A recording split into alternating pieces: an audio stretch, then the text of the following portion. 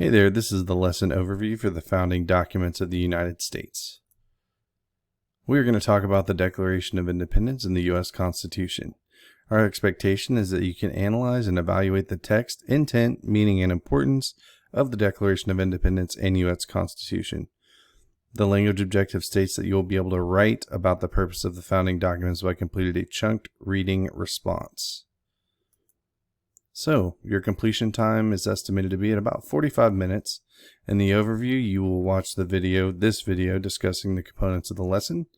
You will then practice the unit vocabulary and quizzes.